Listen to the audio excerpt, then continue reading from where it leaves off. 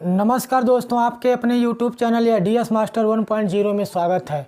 दोस्तों, हम लोग पिछले वीडियो में अमाशय में भोजन के पाचन की क्रिया को समझ चुके थे। आइए आज हम लोग आगे चलते हैं और देखते हैं कि छोटी आंत और बड़ी आंत में भोजन का कैसी क्रिया होती है। भोजन का पाचन छोटी आंत में कैसे होता है, बड़ी आंत में अवशोषण कैसे होता है, इन सब बिंदुओं पर हम लोग चर्चा करेंगे। और साथ ही सहायक पाचक ग्रंथियां अग्नाशय और लीवर को भी समझने का प्रयास करेंगे। तो आइए हम लोग शुरुआत करते हैं। मित्रों, पिछले वीडियो में मैंने बताया था कि भोजन मुख गुहा से ओइसोफेगस नली के द्वारा, यानी जिसे हम ग्रास नली बोलते हैं, ग्रास नली में क्रमानुकुंचन गति से बोलस जो है अमाशय में पहुंचता है और अमाशय में बोलस 3 से 4 घंटा तक रहता है। अब इसमें बोलस में भोजन 3 से 4 घंटा तक रहता है और इसमें पाचन होता है। और यहाँ पर मुख्यतः प्रोटीन और वसा का ही पाचन होता है। और जब वसा और प्रोटीन का पाचन होता है तो जो बोलस होता है वह एक पेस्टी अवस्था में आ जाता है, जैसे कोलगेट होता है उस अवस्था में आ जाता है। तो उस अवस्था में भोजन को हम बोलते हैं काइम बोलते हैं। क्या बोलते हैं? काइम बोलते हैं। यानी मुख गुहा से भोजन जब चला तो बोलस के रूप में चला और बोलस अमाशय में पहुंचा और अमाशय में पाचन के बाद जब भोजन छोटी आंत में प्रवेश करेगा तो उसे हम काइम बोलते हैं। तो इस बात को हम वहाँ लिखना भूल गए थे, तो इसमें लिख देता हूँ और इसके बाद फिर छोटी आंत पर चर्चा करता हूँ।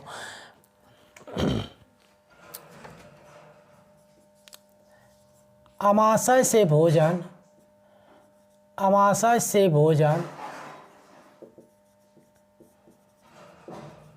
छोटी आंत के डिओडेनम, इसी भाग को डिओडेनम बोलते हैं।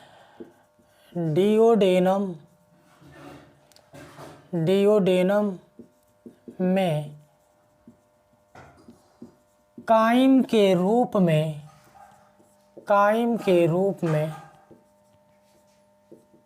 पहुंचता है।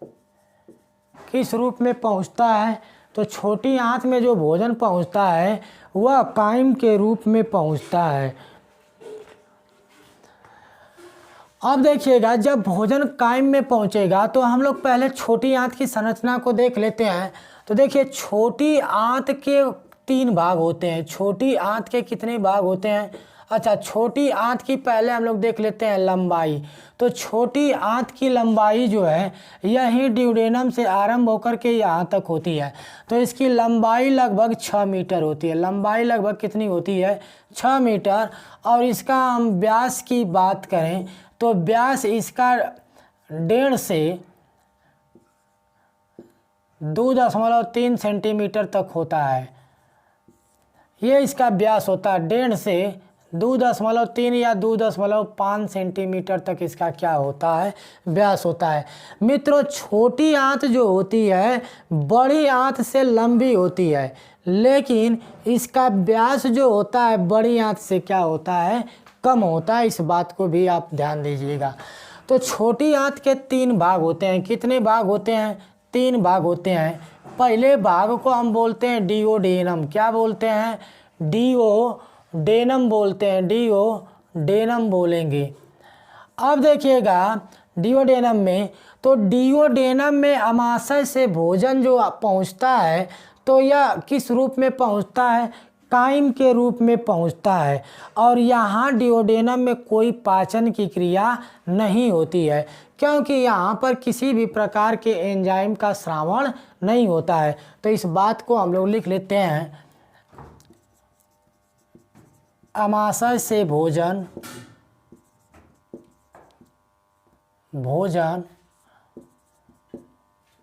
छोटी आंत के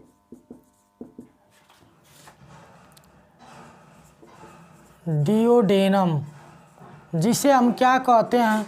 ग्रहणी कहते हैं। छोटी आंत के डिओडेनम में काइम के रूप में पहुंचता है। काइम के रूप में पहुंचता है पहुंचता है और डिओडेनम में पाचन की क्रिया नहीं होती है क्योंकि यहाँ पर कोई एंजाइम नहीं पाया जाता है। इसमें पाचन की क्रिया नहीं होती है, पाचन की क्रिया नहीं होती है। अब देखिएगा, क्योंकि एंजाइम नहीं पाया जाता है, अब इस ड्यूडेनम वाले भाग से भोजन कहाँ पहुँचेगा? जेजुनम हिस्सा में पहुँचेगा। दूसरा छोटी आंत की भाग होता है जेजुनम, इसे हम क्या बोलेंगे? जेजुनम बोलेंगे, जेजुनम। अब देखिएगा, ड्यूडेनम से होते हुए भोजन जेजुनम में पहुंचेगा और जेजुनम से होते हुए कहाँ पहुंचेगा? इलियम में पहुंचता है। तो हम इसमें लिख लेते हैं, इसमें से होकर, यानी जेजुनम से होकर भोजन छोटी आंत का जो तीसरा हिस्सा होता है इलियम में पहुंचता है, इलियम में पहुंचता है। अब देखिएगा, इलियम में पाचन और अवशोषण की क्रिया होती है। इलियम में पाचन और अवशोषण की क्रिया होती है, यानी पाचन की क्रिया कहाँ पूर्ण होती है? इलियम में पूर्ण होती है। तो इस बात को हम लोग लिख लेते हैं,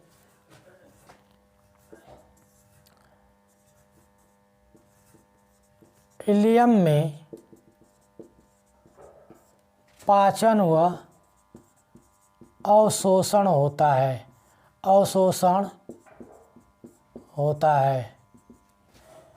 इसी में पाचन की क्रिया पूर्ण होती है। छोटी आंत के इलियम में ही पाचन की क्रिया पूर्ण होती है। इस बात को भी आप याद रखेंगे। मित्रों, आप एक बार इसका स्क्रीनशॉट ले लीजिए, इसके बाद हम लोग आगे चलते हैं। चलिए ठीक है।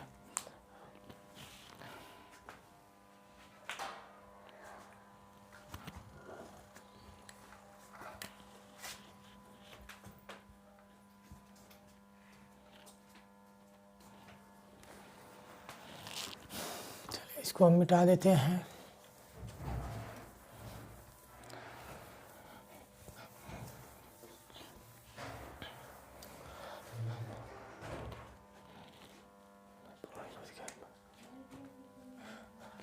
अब देखिएगा, इसी इलियम में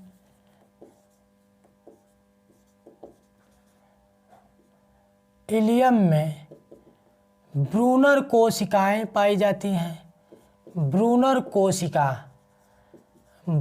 कोशिकाएं पाई जाती हैं। ब्रूनर कोशिकाएं पाई जाती हैं जिनसे निम्न एंजाइमों का स्रावण होता है, जिनसे निम्न एंजाइमों का स्रावण होता है।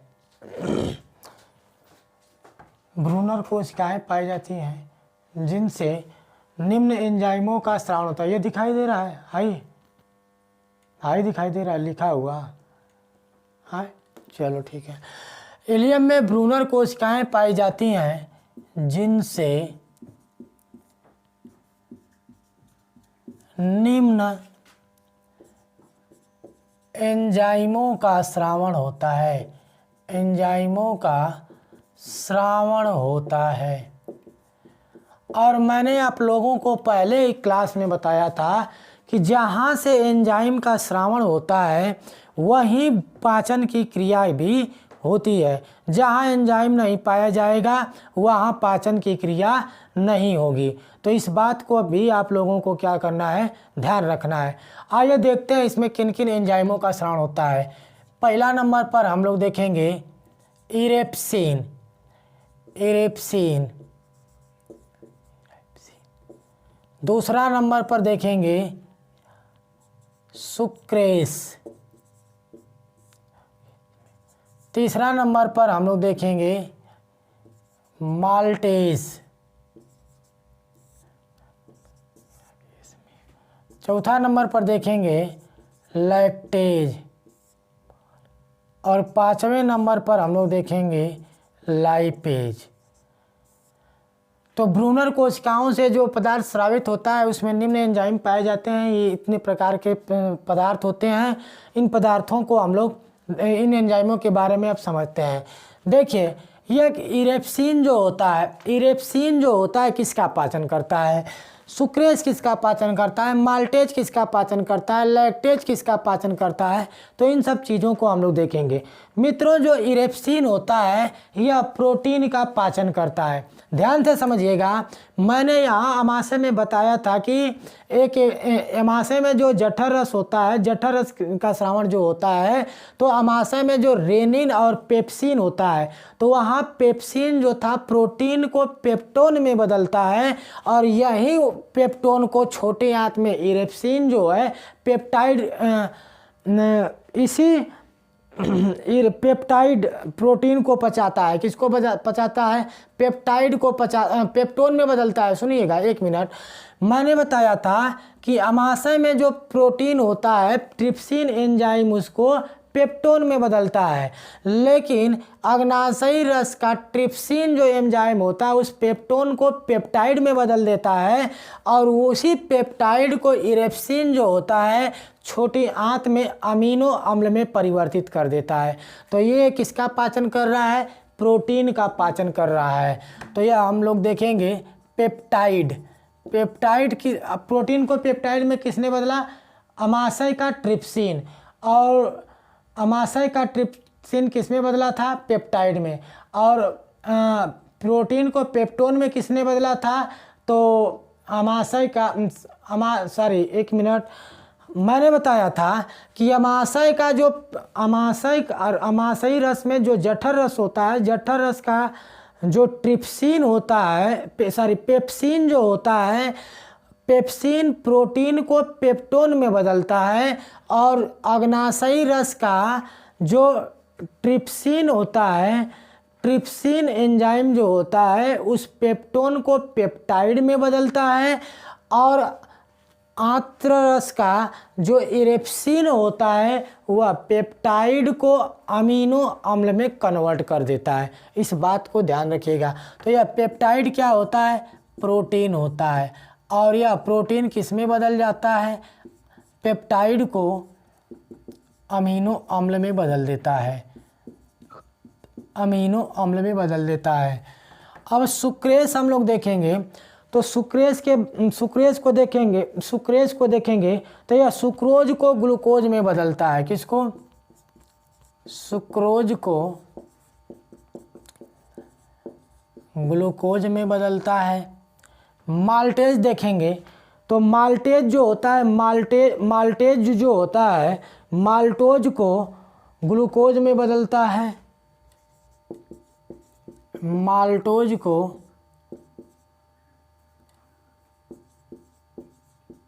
ग्लूकोज में बदलता है। इसके बाद लैक्टोज देखेंगे तो यह लैक्टोज का पाचन करता है। किसका पाचन करता है? लैक्टोज का पाचन करता है। लैक्टोज का पाचन करता है। और लाइपेज जो होता है यह वसा का पाचन करता है। किसका पाचन करता है? वसा का पाचन करता है। तो इस बात को आप याद रखेंगे। तो पाचन की क्रिया इसी छोटी आंत के इलियम वाले हिस्से में क्या हो जाती है? पूर्ण हो जाती है। अब देखिएगा, 2-3 बात मैं बता दे रहा हूँ यहीं पर। अच्छा, पहले इस चीज़ को समझ लेते हैं। भोजन का पूर्ण पाचन कहाँ संपन्न होता है? छोटी आंत में। तो नोट करके लिख लेते हैं। अच्छा, इसका नोट करते हैं हम। नोट, भोजन का पूर्ण पाचन कहाँ होता है? छोटी आंत। और छोटी आंत के किस हिस्से में होता है? तो इलियम वाले हिस्से में होता है। किस हिस्से में होता है? छोटी आंत के इलियम वाले हिस्से में होता है। अब देखिएगा, यहाँ से जो भोजन होता है, छोटी आंत में भोजन जब पच जाता है तो उसे हम काइल बोलते हैं। क्या बोलते हैं? काइल। और काइल के रूप में भोजन कहाँ पचा हुआ पदार्थ कहाँ पहुँचता है? बड़ी आंत में पहुँचता है। यानी जब मुख गुहा से चला था तो किस रूप में चला था? बोलस के रूप में चला था। और जब अमाशय से चला था तो काइम के रूप में चला था। और जब छोटी आंत से भोजन चलेगा, कहाँ चलेगा? यानी पचा हुआ भाग चलेगा अमाशय में, तो अमाशय में छोटी आंत से पहुँचेगा कहाँ? बड़ी आंत में। तो यहाँ पर इसको क्या हम बोलते हैं? काइल बोलते हैं। अब देखिएगा, सुक्रेश के बारे में हम लोग थोड़ा सा जान लेते हैं। तो और माल्टेज के बारे में हम लोग देख लेते हैं। तो देखिए, जो गन्ना होता है, गन्ना किसके कारण मीठा लगता है? तो सुक्रेश के कारण मीठा लगता है। किसके कारण? सुक्रेश के कारण लगता है। और जो अनाज मीठे होते हैं अनाज जो मीठे लगते हैं किसके कारण लगते हैं? माल्टेज के कारण लगते हैं। और जो फ्रूट्स होते हैं, फल जो होते हैं, वह किसके कारण मीठे लगते हैं? तो वह फ्रक्टोज के कारण मीठे लगते हैं। तो इन बातों को भी आप याद रखिएगा। आप इसका स्क्रीनशॉट ले लीजिए, हम लोग आगे चलते हैं।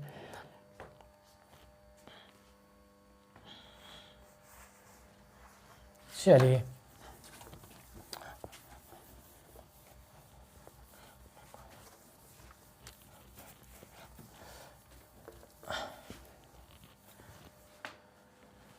अब देखिएगा, भोजन जब पदार्थ जो शेष पदार्थ होता है वह बड़ी आंत में पहुंचता है। तो बड़ी आंत में हम जाने से पहले आपको मैं लीवर और पेनक्रियाज के बारे में भी बता देता हूं। सुनिएगा, देखिए अब यहीं पर हम लोग देख लेते हैं, लीवर को भी देख लेते हैं और पेनक्रियाज को भी देख लेते हैं। तो समझ लेते हैं लीवर को हम क्या बोलते हैं? यकृत बोलते हैं। इसी को क्या बोलते हैं? जिगर बोलते हैं। और इसी को हम क्या बोलते हैं? कलेजा बोलते हैं। कई नामों से इसको जानते हैं। ये हमारा लीवर है जो हमारे अमाशय के ठीक दूसरी साइड में स्थित होता है। अब देखिएगा, इसके बारे में समझिएगा। लीवर का वजन और इसका भार अगर हम बात करें तो लगभग 1.2 से 1.8 kg होता है। अब देखिएगा, लीवर का अध्ययन क्या कहलाता है? लीवर का अध्ययन तो लीवर के अध्ययन को हम बोलते हैं हिपैटोलॉजी। क्या बोलते हैं? हिपैटोलॉजी बोलते हैं। अब लीवर से हिपैरिन का स्रावन होता है। किसका स्रावन होता है? हिपैरिन। तो लीवर से हिपैरिन का स्रावन होता है। हिपैरिन का स्रावन होता है। अब हिपैरिन क्या करता है इसको समझिएगा। हिपैरिन, मित्रों, जैसे हम लोग हमारे शरीर का कोई अंग कट जाता है या कोई पार्ट कट जाता है या कोई नस कट जाती है तो वहाँ से ब्लड निकलना लगता है। लेकिन कुछ समय बाद हम उस नली को बंद कर देते हैं तो वह धीरे धीरे थक्का बन जाता है और रक्त निकलना बंद हो जाता है। ठीक उसी प्रकार से यहाँ थक्का बन जा रहा है तो रक्त निकलना बंद हो जा रहा है। लेकिन हमारी जो नली होती है, हमारी रक्त वाहिनियाँ होती हैं, उनमें थक्का न बने इसके लिए उत्तरदायी कौन होता है? हिपैरिन। अर्थात रक्त वाहिनियों में थक्का न बनने के कारण या थक्का न जमे इसके लिए सहायक कौन होता है? हिपैरिन होता है। और हिपैरिन का स्रावन कौन करता है? यकृत करता है। तो रक्त वाहिनियों में थक्का जमने से रोकता है। रुधिर वाहिनियों में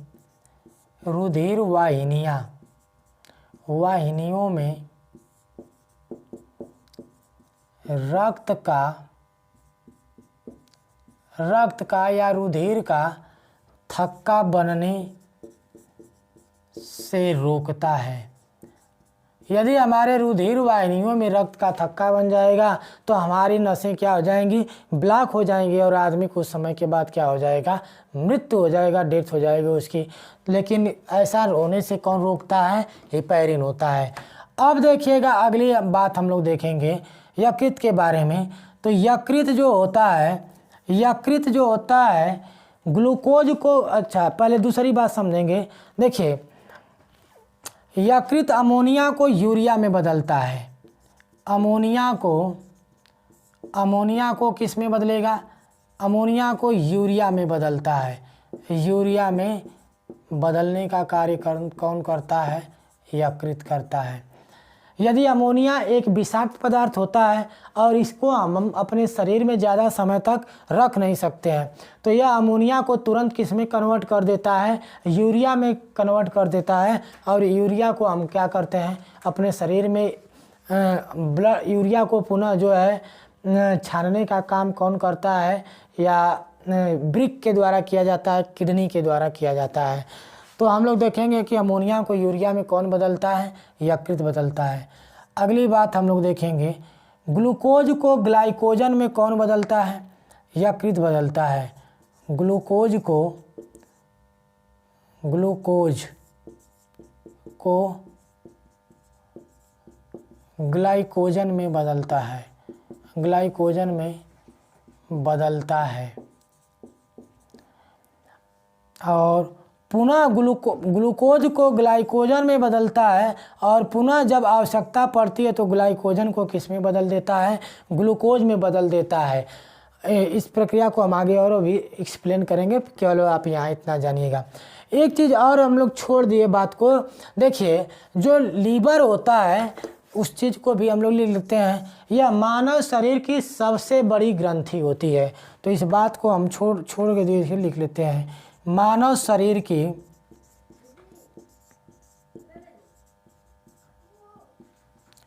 सबसे बड़ी ग्रंथि, मानव शरीर की सबसे बड़ी ग्रंथि किसे कहते हैं, यकृत को कहते हैं, यकृत।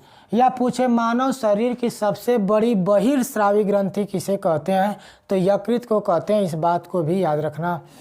अब देखिएगा एक, अच्छा इसका पहले स्क्रीनशॉट लीजिए, इसके बाद हम लोग आगे देखते हैं। चलिए ठीक है।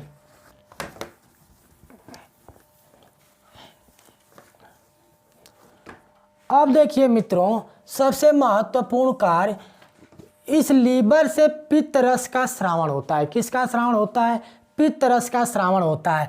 और पित्त रस जो है क्या होता है, क्षारीय होता है, जिसका पीएच मान सामान्यतया 8 होता है। और जब यकृत से पित्त रस का स्रावण होता है तो इसी गाल ब्लैडर या पित्ताशय में क्या किया जाता है, संचित किया जाता है। और यह पित्ताशय ड्यूडेनम से एक नली के द्वारा लगी होती है। और जब काइम जो है अमाशय से पहुंचता है ड्यूडेनम में, तो इस पित्त रस इस भोज्य पदार्थ को कैसा बना देता है, काइम को क्षारीय बना देता है, जिससे आगे भोजन बढ़ता है तो हमारी आंत को किसी भी प्रकार का नुकसान नहीं होता है।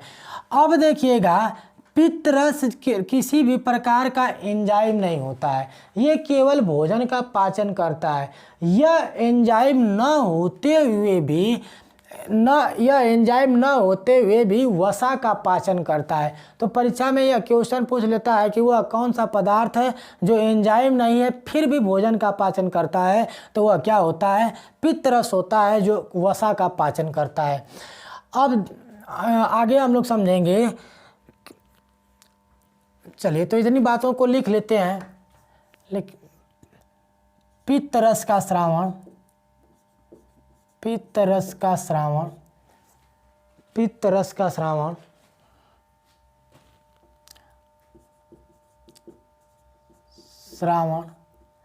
यकृत से होता है, यकृत से होता है।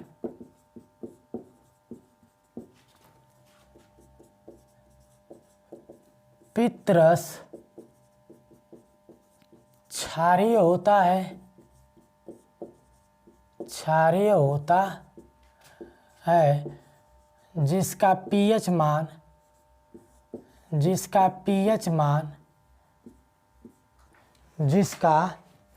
मान कितना होता है, लगभग 8 होता है, जिसका पीएच मान 8 होता है। इस बात को याद रखेंगे।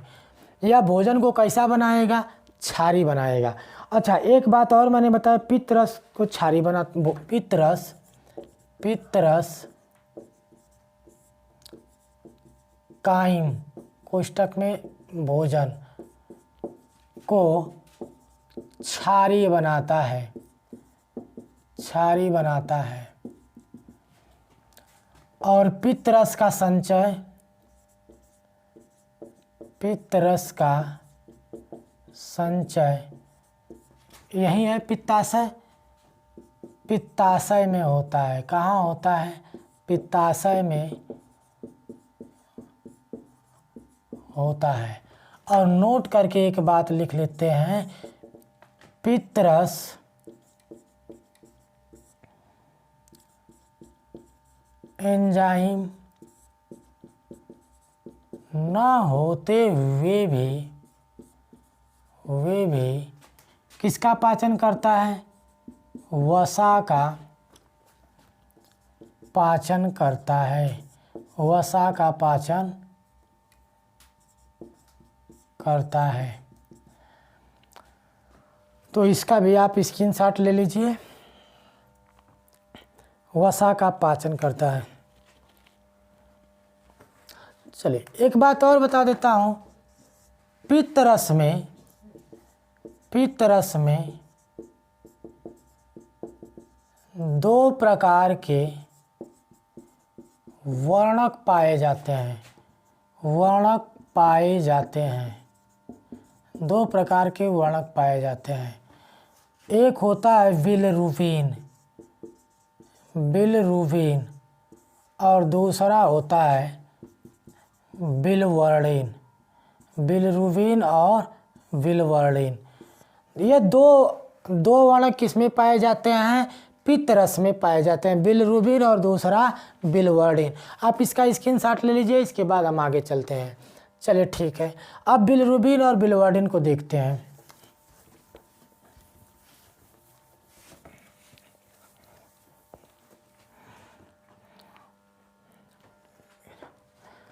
देखिएगा मित्रों, जो ये बिलरुबिन और बिलवर्डिन होते हैं, तो बिलरुबिन और बिलवर्डिन 2 वर्णक होते हैं। और हमारे यकृत में जब किसी भी प्रकार की विकृति आ जाती है, यकृत में जब किसी भी प्रकार की विकृति आ जाती है, तो बिलरुबिन और बिलवर्डिन को यकृत ग्रास नली में भेज नहीं पाता है। और जब वो ग्रास नली में भेज नहीं पाता है, तो ये बिलरुबिन और बिलवर्डिन हमारे रक्त के सहारे पूरे शरीर में फैल जाते हैं, जिसके कारण पीलिया या जॉन्डिस रोग हो जाता है। क्या हो जाता है? पीलिया या जॉन्डिस रोग हो जाता है। तो इस बात को आप याद रखिएगा कि पीलिया और जॉन्डिस रोग कैसे होता है? बिलरुबिन और बिलवर्डिन के पूरे शरीर में फैलने के कारण होता है। अच्छा, अब इस बिलरुबिन और बिलवर्डिन का निर्माण कैसे होता है, इस बात को भी समझिएगा। देखिएगा, हमारे शरीर में, हमारे शरीर में ब्लड पाया जाता है, और उस ब्लड का एक हिस्सा होता है आरबीसी। क्या होता है? आरबीसी। ब्लड के हम आगे जब सर्कुलेटरी सिस्टम पढ़ाएंगे तब वहाँ बताएंगे कि ब्लड में आरबीसी, डब्ल्यूबीसी और प्लेटलेट्स होती हैं। और इसके बाद हम लोग रक्त का जो तरल भाग होता है प्लाज्मा कहलाता है। तो जो आरबीसी होता है, आरबीसी में आरबीसी की जब मृत्यु होती है, कहाँ पर? प्लीहा में होती है या यकृत में। तो जब आरबीसी का मृत्यु हो जाती है, तो आरबीसी में पाए जाने वाला जो हीमोग्लोबिन होता है, उस हीमोग्लोबिन की भी क्या हो जाती है? मृत्यु हो जाती है। और उसी मृत हीमोग्लोबिन के विखंडन से किसका निर्माण होता है? बिलरुबिन और बिलवर्डिन का निर्माण होता है।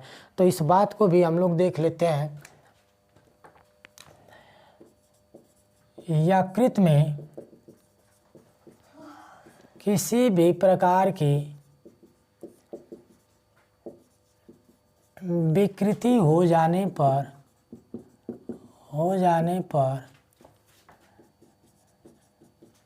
बिलरुबिन व बिलवर्डिन को यकृत ग्रास नली में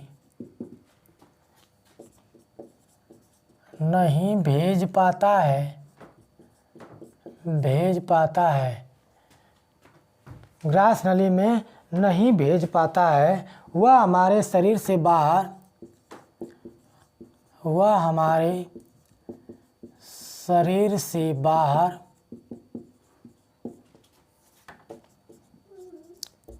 नहीं निकल पाता, निकल पाता है।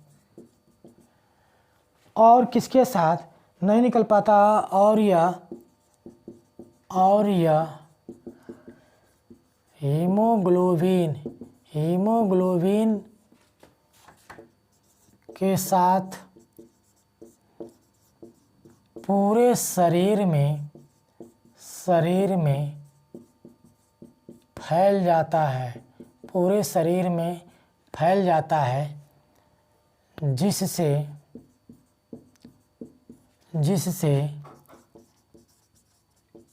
पीलिया या जॉइंडिस रोग हो जाता है। अब इस बिलिरुबिन या व बिलिवर्डिन का निर्माण कैसे होता है, इस चीज़ को हम लोग समझते हैं, तो नोट करके लिख देते हैं यहीं पर।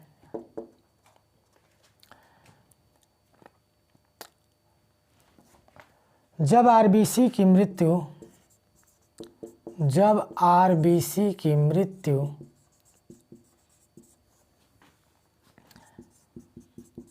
प्लीहा या यकृत आरबीसी का जीवन काल कितना होता है? 120 दिन होता है। तो जब आरबीसी की मृत्यु प्लीहा या यकृत में हो जाती है तो आरबीसी का आरबीसी में पाए जाने वाला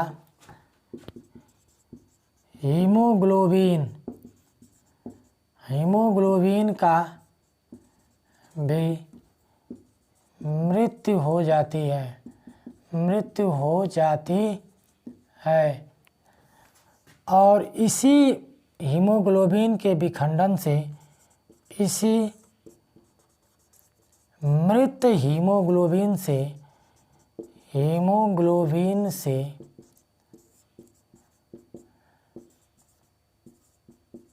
बिलिरुबिन व बिलिवर्डिन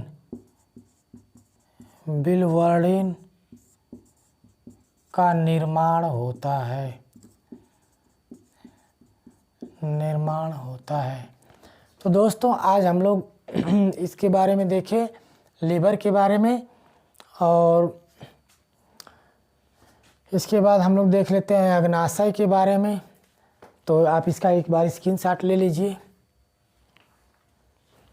चलिए ठीक है।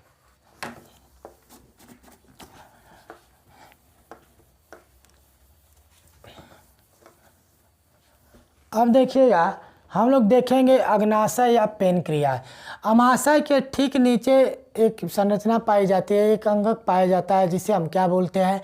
पेनक्रियाज बोलते हैं। तो इस पेनक्रियाज के बारे में हम लोग देखेंगे। अग्नाशय यह भी एक सहायक पाचक अंग होता है, अग्नाशय, जिसे हम क्या बोलते हैं? पेनक्रियाज बोलते हैं। अब इसके बारे में हम लोग देख लेते हैं। अग्नाशय मानव शरीर की दूसरी सबसे बड़ी ग्रंथि किसे कहते हैं? अग्नाशय को कहते हैं। और या इसी को हम कहते हैं मानव शरीर की सबसे बड़ी अंतःस्रावी तथा सबसे बड़ी बहिर्स्रावी ग्रंथि किसे कहा जाता है? तो अग्नाशय को कहते हैं। लिख लेते हैं, मानव शरीर की दूसरी सबसे बड़ी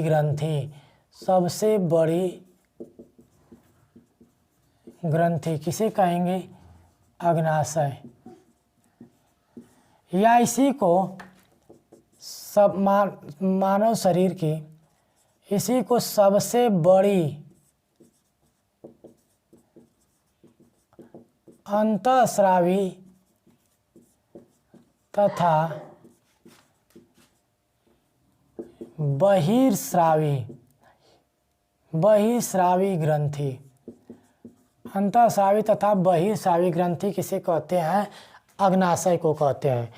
अब देखिएगा, इससे पूर्ण पाचक एंजाइम का स्रावण होता है। इससे पूर्ण पाचक एंजाइम का स्रावण होता है। पूर्ण पाचक एंजाइम का स्रावण होता है। इसलिए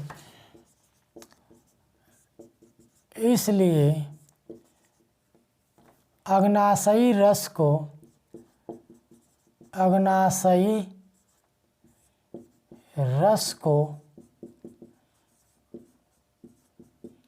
पूर्ण पाचक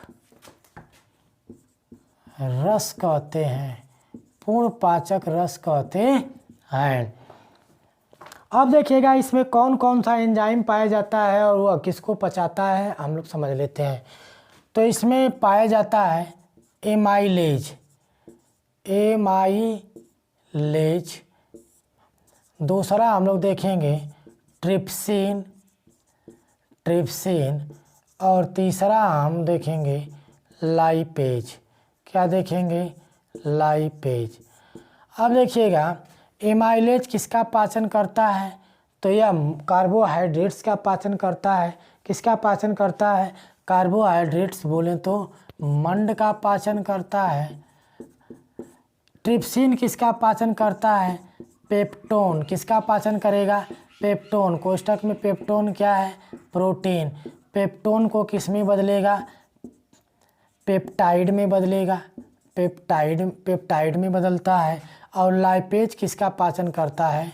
वसा का पाचन करता है। वसा का पाचन करता है। दोस्तों, हम देख रहे हैं कि अग्नाशयी रस के द्वारा कार्बोहाइड्रेट्स का भी पाचन किया जा रहा है और प्रोटीन का भी पाचन किया जा रहा है और वसा का भी पाचन किया जा रहा है। इसीलिए इसको हम क्या बोलते हैं? पूर्ण पाचक रस की संज्ञा देते हैं। चलिए, अब हम लोग इसका भी आप स्क्रीनशॉट ले लीजिए। अब बड़ी आंत को हम लोग देख लेते हैं।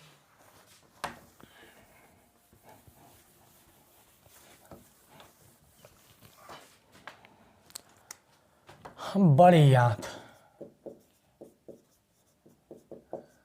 बड़ी आंत। अब देखिएगा, इसको मैं मिटा दे रहा हूँ। देखिए, इसको मैं मिटा दे रहा हूँ।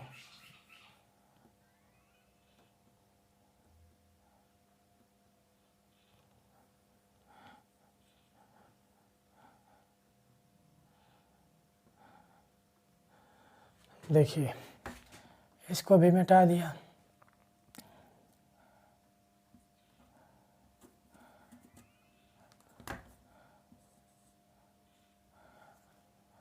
देखिए, ये वाली जो संरचना है ये क्या कहलाती है? बड़ी आंत कहलाती है। ये क्या है? बड़ी आंत। देखिए, यहाँ पर छोटी आंत जो है बड़ी आंत से मिला है और यहीं पर जब भोजन आता है तो इसमें कभी कभी फंस जाता है। क्या होता है? कभी कभी भोजन के कण इसमें जो छोटा कण आ जाते हैं, अपेंडिक्स, क्या होते हैं? फंस जाते हैं। और इसमें जब फंस जाते हैं तो यह दर्द करने लगता है और यह डॉक्टर के पास जाते हैं तो यह डॉक्टर इसको काट कर निकाल देता है, कहता है कि अपेंडिक्स हो गया है। दोस्तों, यह एक अवशेषी अंग है। अपेंडिक्स एक क्या है? अवशेषी अंग है। क्योंकि जब हमारे पूर्वज जो पहले जो है वनस्पतियों को खाया करते थे, बिना पकाए खाया करते थे, तो वह एक जटिल भोज्य पदार्थ था। उसका पाचन इसी के द्वारा होता था।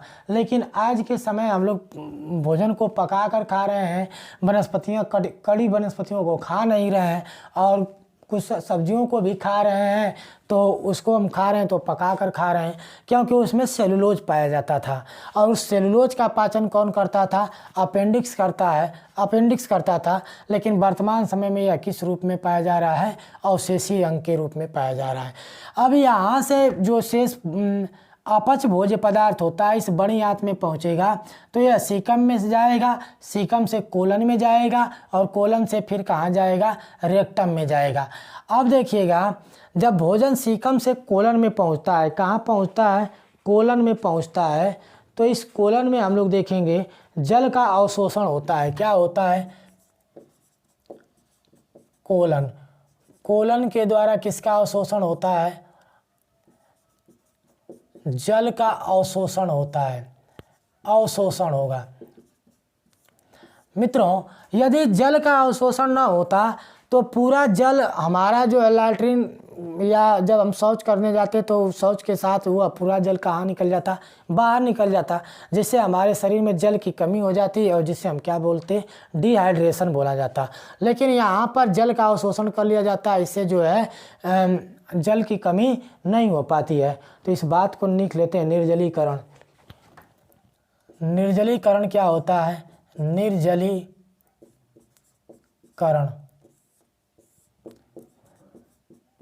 जल की कमी को निर्जलीकरण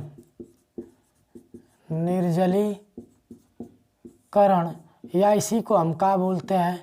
डिहाइड्रेशन बोलते हैं। क्या बोलते हैं? डिहाइड्रेशन कहते हैं। अब कुछ नोट करके चीज़ों को हम लोग देख लेते हैं, यहाँ पर समझिएगा। देखिए, जैसे दवाओं का नोट करके समझ लो। दवा प्लस अल्कोहल का अवशोषण कहाँ से प्रारंभ होता है? तो इसका अवशोषण जो है अमाशय से प्रारंभ हो जाता है। कहाँ से? अमाशय से ही प्रारंभ हो जाता है।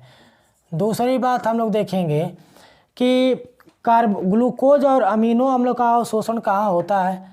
तो ग्लूकोज प्लस अमीनो अम्ल का अवशोषण, ग्लूकोज और अमीनो अम्ल का अवशोषण कहाँ होता है? छोटी आंत के बिलाई द्वारा। किसके द्वारा? बिलाई द्वारा। अब हम लोग देखेंगे वसा का या फैटी एसिड का अवशोषण। वसा किस में बदल जाती है? फैटी एसिड में। तो जिसे हम बोलते हैं वसी अम्ल। क्या बोलते हैं? वसी अम्ल का अवशोषण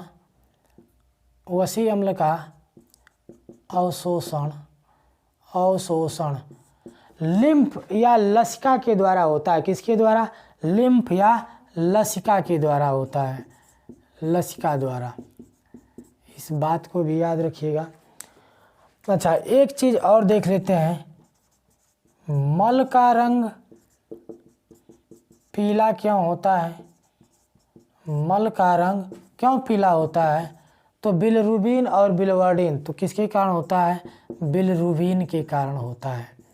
इस बात को भी चलिए, इसको अभी आप एक बार स्क्रीनशॉट ले लीजिए और हम आगे चलते हैं। चलिए, अब लास्ट बात हम लोग देखेंगे स्वांगीकरण, या जिसे हम भोजन का स्वांगीकरण, भोजन का स्वांगीकरण। तो भोजन का स्वांगीकरण क्या है? देखिए, कोशिकाओं में आवश्यकता अनुसार पचे हुए भोजन का उपयोग करने के बाद अतिरिक्त जो पोषक पदार्थ होते हैं उसे हमारा जो यकृत होता है पुनः जटिल भोज्य पदार्थ ग्लाइकोजन में, यानी ग्लूकोज को यकृत पुनः किस में बदल देता है? ग्लाइकोजन में परिवर्तित कर देता है। और जब हमें ऊर्जा की आवश्यकता होती है तो पुनः यकृत उस ग्लाइकोजन को किस में बदल देता है? ग्लूकोज में परिवर्तित कर देता है। इसी प्रक्रिया को हम क्या कहते हैं? स्वांगीकरण कहते हैं, या इसी को हम ग्लाइकोजेनेसिस बोलते हैं। तो लिख लेते हैं, कोशिकाओं में आवश्यकता अनुसार, कोशिकाओं में आवश्यकता अनुसार पचे हुए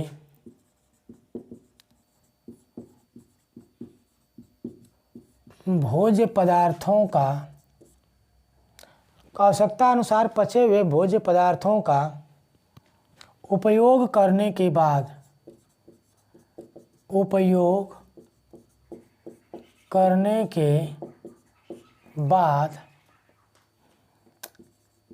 शेष पोषक पदार्थों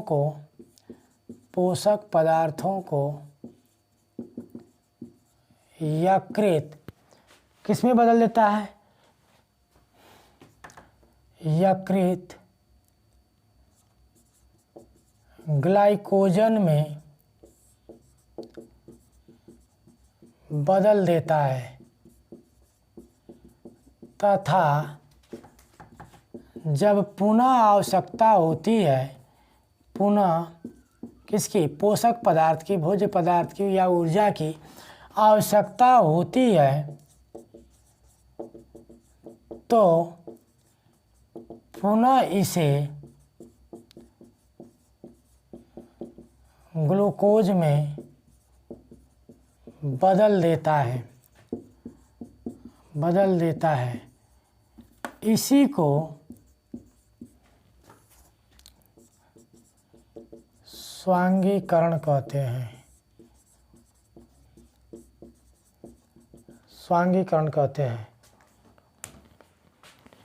मतलब स्वांगीकरण क्या होता है? जब ग्लाइकोजन में बदल देता है, बदल करके इसका मतलब स्टोर कर देता है, तो इसको हम क्या बोलते हैं? स्वांगीकरण करते हैं। मतलब भोजन को केवल जटिल भोज्य पदार्थ यानी ग्लाइकोजन में जो ग्लूकोज होता है, पचा हुआ भोज्य पदार्थ जो होता है, उसको ग्लाइकोजन के रूप में यकृत क्या करता है? संग्रहित करता है। उसी को हम क्या बोलेंगे? स्वांगीकरण कहते हैं। लेकिन